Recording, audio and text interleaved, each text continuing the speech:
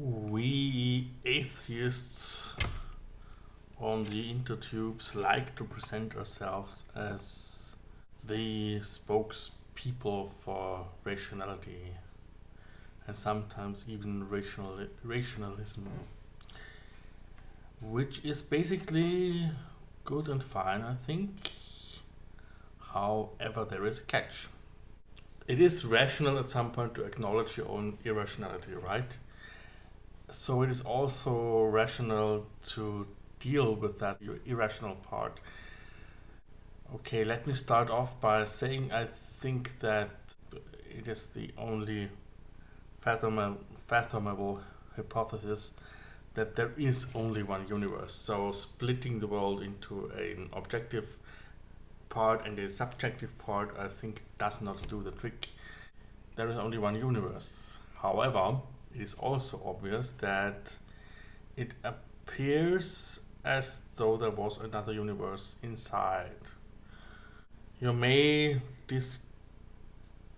disqualify this inner subjective universe as just an illusion.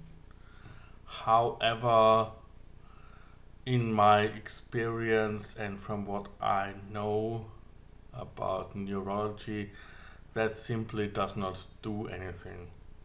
You will still have your emotions. We have to deal and live with the fact that we carry our own universe inside that is somehow derived from objective reality but not perfectly aligned with it.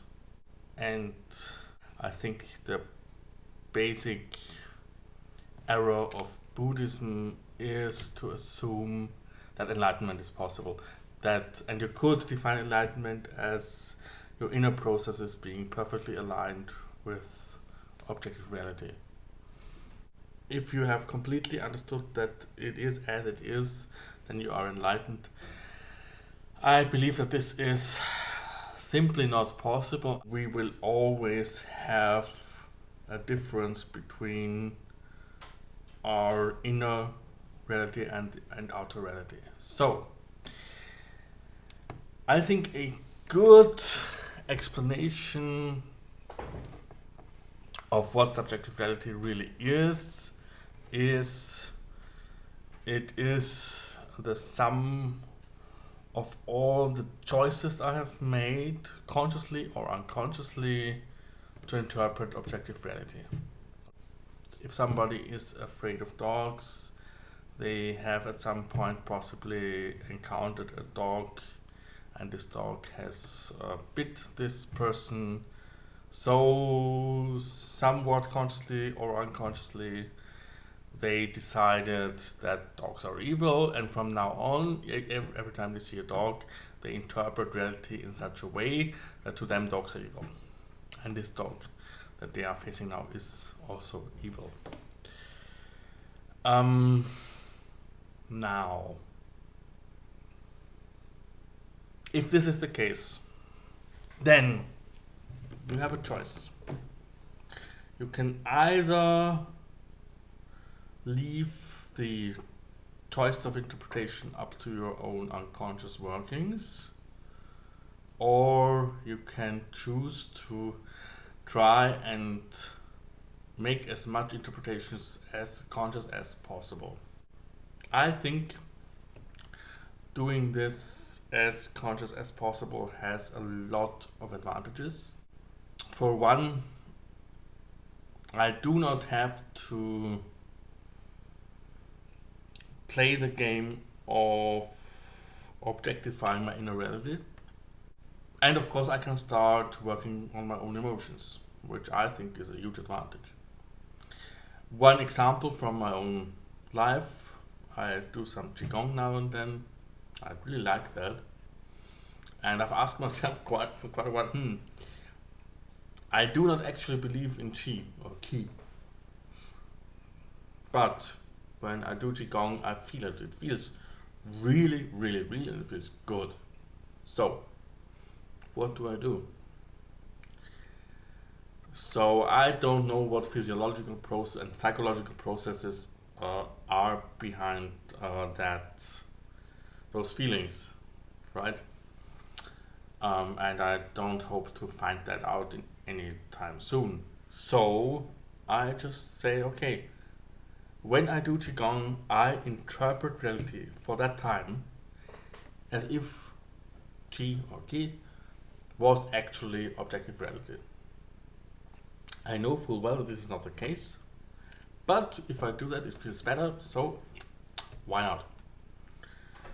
As long as I don't fall for my own bullshit, as long as I don't actually start believing it to be true, perfectly fine. It's tremendously beneficial, it's soothing, it's relaxing, it just feels good. Okay?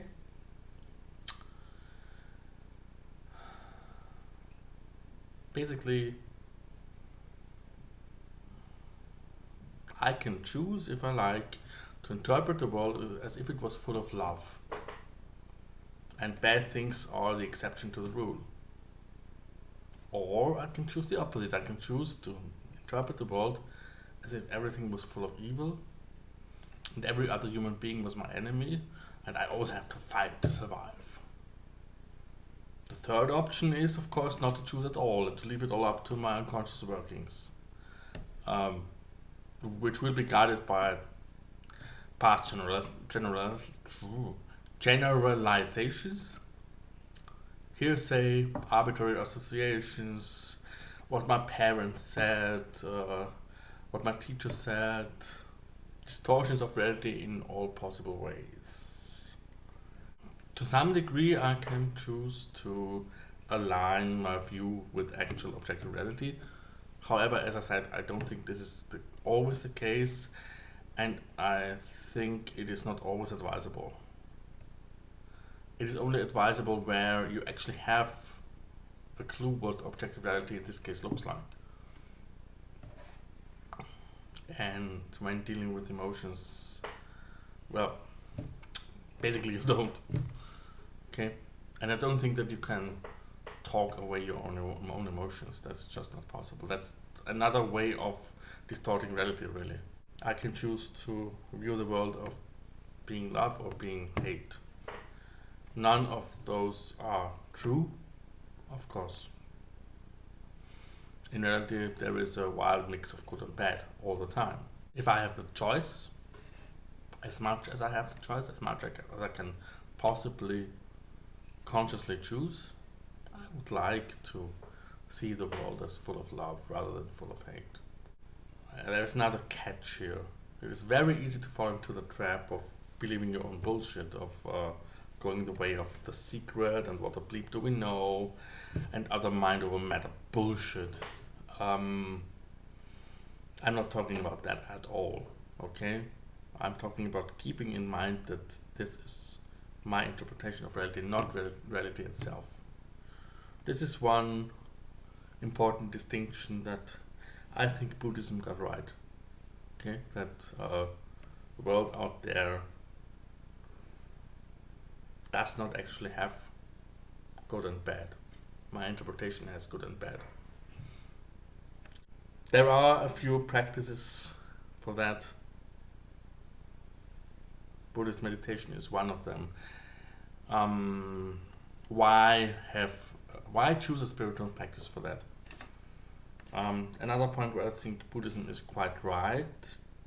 Um, as long as you constantly listen to your own thoughts and are totally wrapped up in your own emotional processes, you just stand no chance of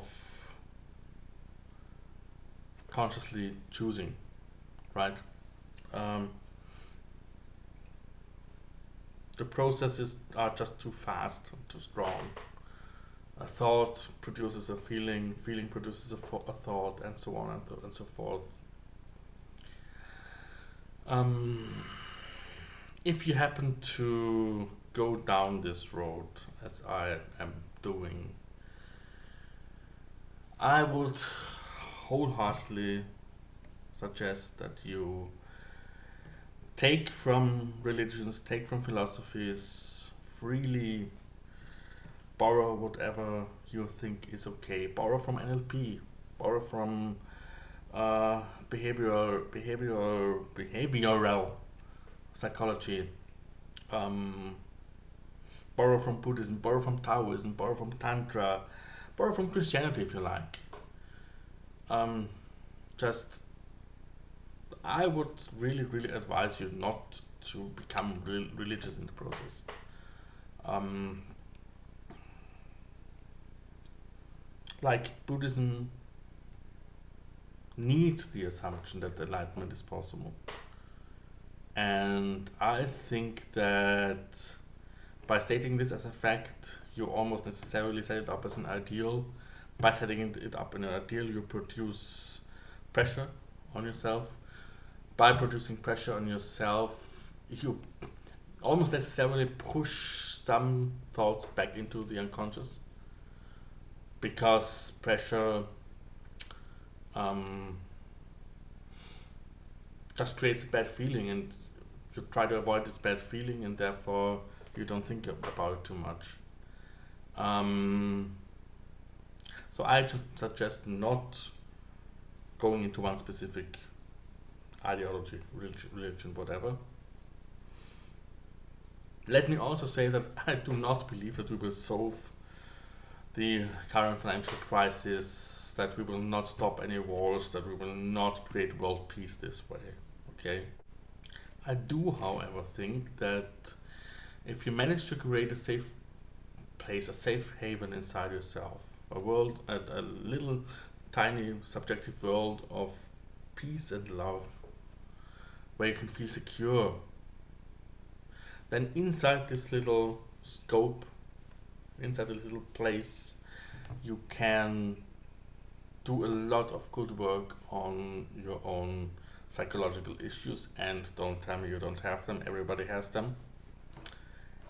I also firmly believe that people who feel good about themselves, people who love themselves, people who are at peace with themselves will just have less motivation to go to war. If Kim Jong Un is a happy person inside, he will probably not do something stupid with some nuclear device, right?